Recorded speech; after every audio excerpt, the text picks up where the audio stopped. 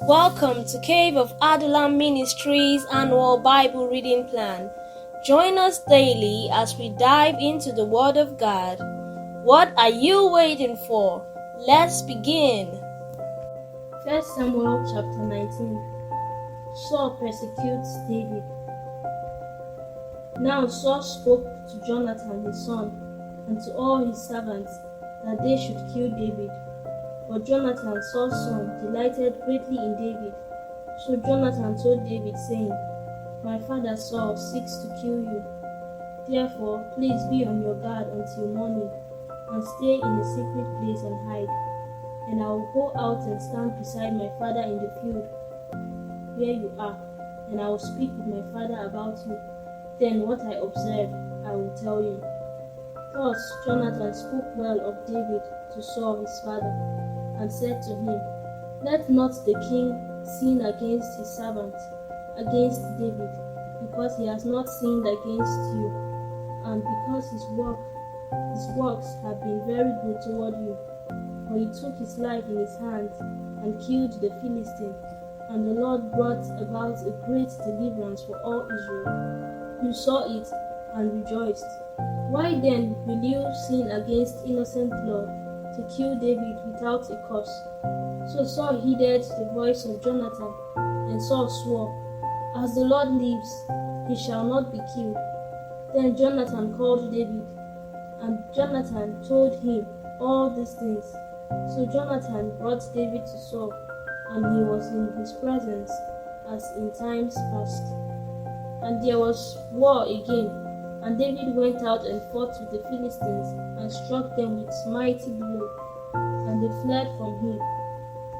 Now the distressing spirit from the Lord came upon Saul as he sat in his house with his spear in his hand, and David was playing music with his hand. Then Saul sought to pin David to the wall with a spear, but he slipped away from Saul's presence, and he drove the spear into the wall. So David fled and escaped that night. Saul also sent messengers to David's house to watch him and to kill him in the morning. And Michal, David's wife, told him, saying, If you do not save your life tonight, tomorrow you will be killed. So Michal let David down through a window, and he went and fled and escaped. And Michal took an image and laid it in the bed, put a cover of goat's hair for his head, and covered it with clothes. So when Saul sent messengers to take David, she said, He is sick. Then Saul sent the messengers back to see David, saying, Bring him up to me in the bed, that I may kill him. And when the messengers had come in, there was the image in the bed, with a cover of goat's hair for his head. Then Saul said to Michal, Why have you deceived me like this, and sent my enemy away, so that he has escaped? And Michal answered Saul, He said to me, Let me go. Why should I kill you? So David fled and escaped, and went to Samuel at Ramah, and told him all that Saul had done to him. And he and Samuel went and stayed in Naioth. Now it was told Saul, saying, Take note, David is at Naioth in Ramah. Then Saul sent messengers to take David. And when they saw the group of prophets prophesying, and Samuel standing as leader over them, the Spirit of God came upon the messengers of Saul, and they also prophesied. And when Saul was told, he sent other messengers, and they prophesied likewise. Then Saul sent messengers again the third time, and they prophesied also. Then he also went to Ramah, and came to the great well that is at Shechem. So he asked and said, Where are Samuel and David? And someone said, Indeed, they are at Naioth in Ramah. So he went there to Naioth in Ramah. Then the Spirit of God was upon him also, and he went on and prophesied until he came to Naioth in Ramah. And he also stripped off his clothes, and prophesied before Samuel in like manner, and lay down naked all that day and all that night. Therefore they say, He saw also among the prophets. 1 Samuel chapter 20. Jonathan's loyalty to David. Then David fled from Naioth in Ramah and went and said to Jonathan, "What have I done? What is my iniquity, and what is my sin before your father, that he seeks my life?" So Jonathan said to him, "By no means, you shall not die. Indeed, my father will do nothing, either great or small, without first telling me. And why should my father hide this thing from me? It is not so." Then David took an oath again and said, "Your father certainly knows that I have found favor in your eyes." And he has said, "Do not let Jonathan know this, lest he be grieved. But truly, as the Lord lives, and as your soul lives, there is but a step between me and death."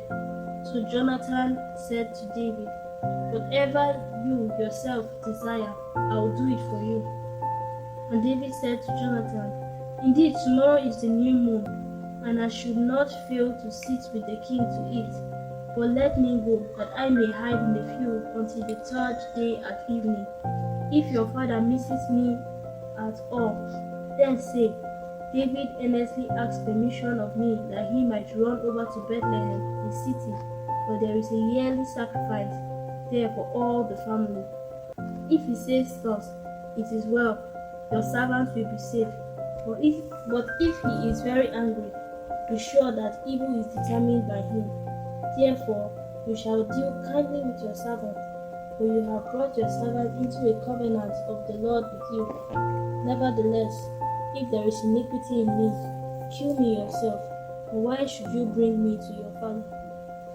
But Jonathan said, "Far be it from you, for I knew certainly that evil was determined by my father to come upon you. Then would I not tell you? For if I knew certainly that evil was determined by my father to come upon you, then would I not tell you?" Then David said to Jonathan, "Who will tell me, or what if your father answers you roughly?" And Jonathan said to David, "Come, let us go out into the field." So both of them went out into the field. Then Jonathan said to David, "The Lord God of Israel is witness. When I have sounded out my father sometime tomorrow, or the third day, and indeed there is good toward David, and I do not send to you and tell you, may the Lord do so and much more to Jonathan. But if it pleases my father to do you evil, then I will report it to you and send you away, that you may go in safety. And the Lord be with you as he has been with my father. And you shall not only show me the kindness of the Lord while I still live, that I may not die, but you shall not cut off your kindness from my house forever. No, not when the Lord has cut off every one of the enemies of David from the face of the earth." So Jonathan made a covenant with the house of David, saying, "Let the Lord require it at the hand of David's enemies." Now Jonathan again caused David to vow, because he loved him, for he loved him as he loved his own soul. Then Jonathan said to David, "Tomorrow is a new moon, and you will be missed, because your seat will be empty. And when you have stayed 3 days, go down quickly and come to the place where you hid on the day of Purim, and remain by the stone Ezel. Then I will shoot 3 arrows to the side, as though I shot at a target. And there I will send a lad, saying, 'Go find the arrows.'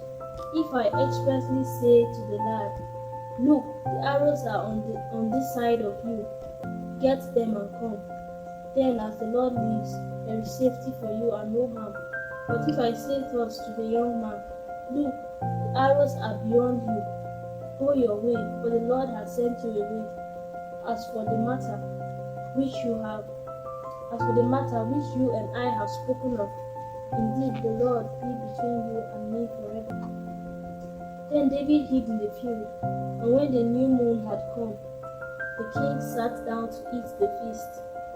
Now the king sat on his seat as at other times, on the seat by the wall, and Jonathan arose, and Abner sat by Saul's side, for David's place was empty. Nevertheless, Saul did not say anything that day, for he thought, "Something has happened to him. He is unclean." Surely he is unclean. And it happened the next day, the second day of the month, that David's place was empty. And Saul said to Jonathan his son, Why has the son of Jesse not come to eat, either yesterday or today? So Jonathan answered Saul, David earnestly asked permission of me to go to Bethlehem. And he said, Please let me go, for our family has a sacrifice in the city, and my brother has commanded me to be there. And now, if I have found favor in your eyes, please let me get away and see my brothers.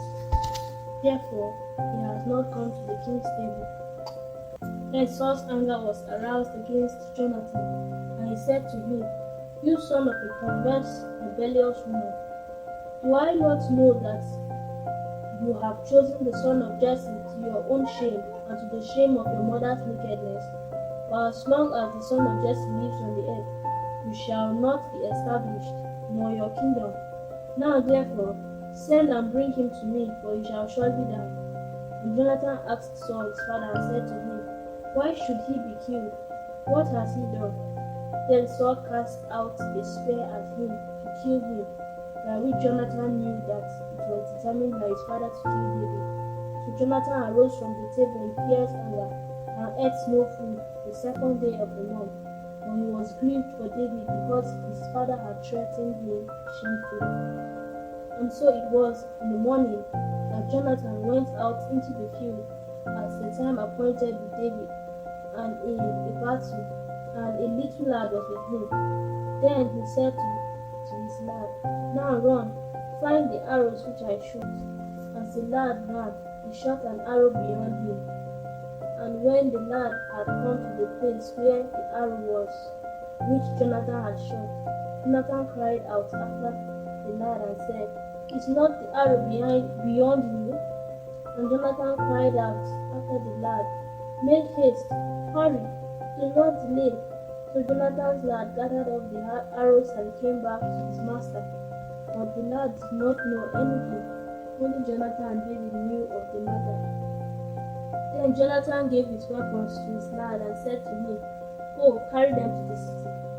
As soon as the lad had gone, David arose from the place toward the south, fell on his face to the ground, and bowed down 3 times, and they kissed one another, and they wept together, but David more so.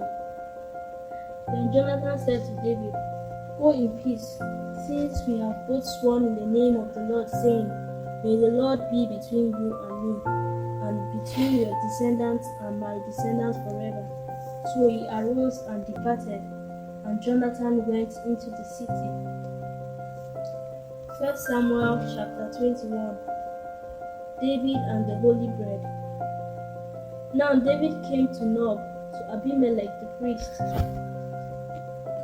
Now David came to Nob, to Ahimelech the priest, and Ahimelech was afraid when he met David, and said to him, Why are you alone, and no one is with you?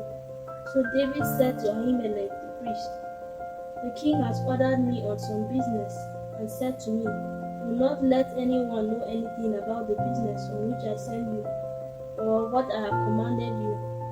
And I have directed my young men to such and such a place. Now therefore, what have you on hand? Give me 5 loaves of bread in my hand, or whatever can be found. And the priest answered David and said, There is no common bread on hand, but there is holy bread, if the young men have at least kept for themselves from women. Then David answered the priest and said to him, Truly women have been kept from us about 3 days since I came out, and the vessels of the young men are holy, and the bread is in effect common, even though it was consecrated in the vessel this day. So the priest gave him holy bread, but there was no bread there, but the showbread which had been taken from before the Lord, in order to put hot bread in its place on the day when it was taken.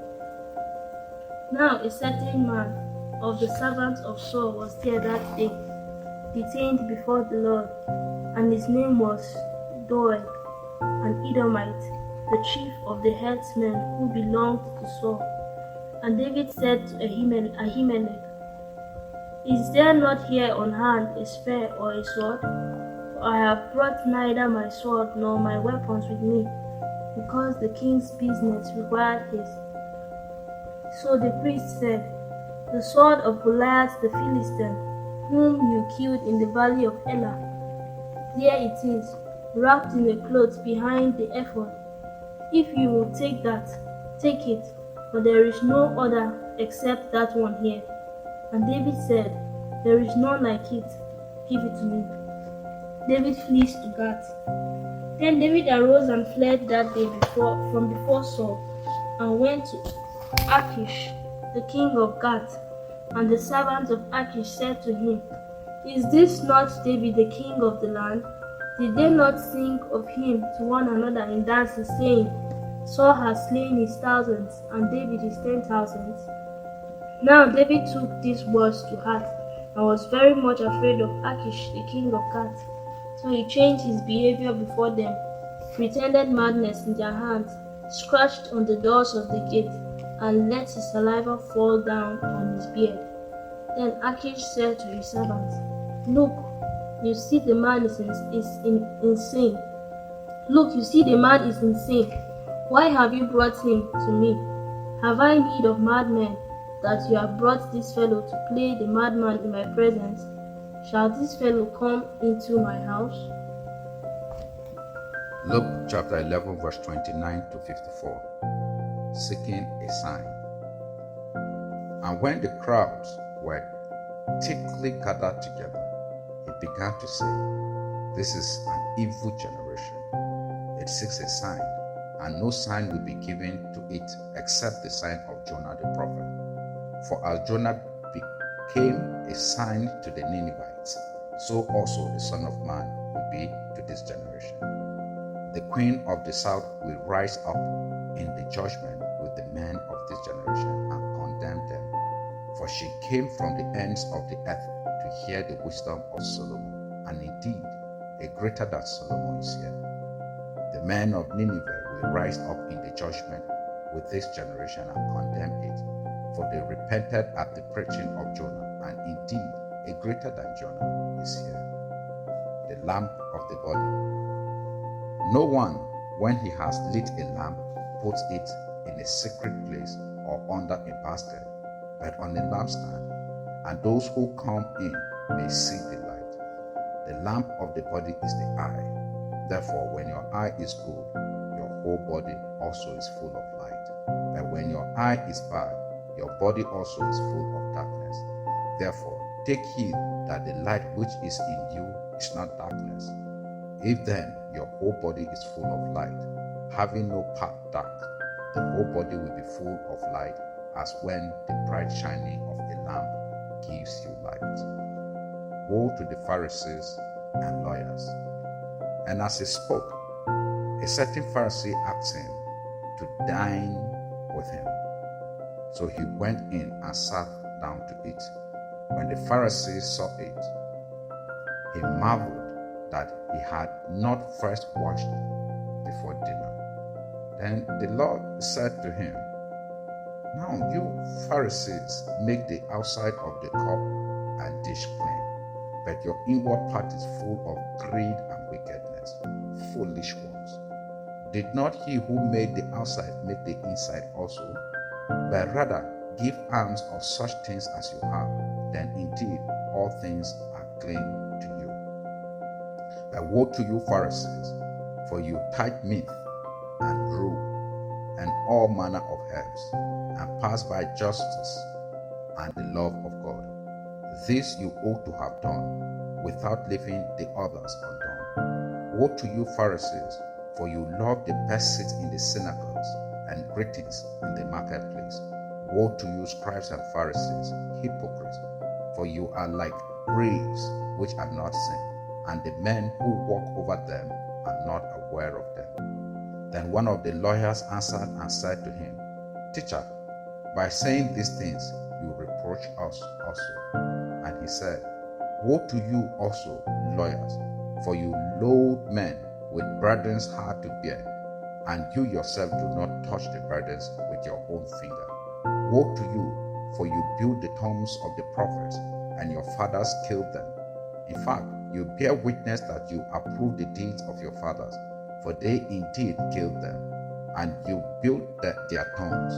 Therefore, the wisdom of God also said, I will send them prophets and apostles, and some of them they will kill and persecute, that the blood of all the prophets which was shed from the foundation of the world may be required of this generation, from the blood of Abel to the blood of Zachariah, who perished between the altar and the temple. Yes, I say to you, it shall be required of this generation. Woe to you, lawyers, for you have taken away the key of knowledge. You did not enter in yourself, and those who were entering in you hindered.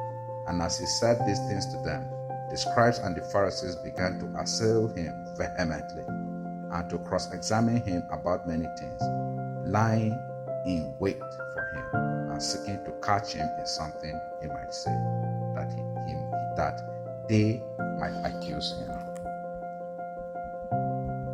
Let the word of God dwell in you richly, as it transforms you into a matured believer. See you tomorrow for another episode.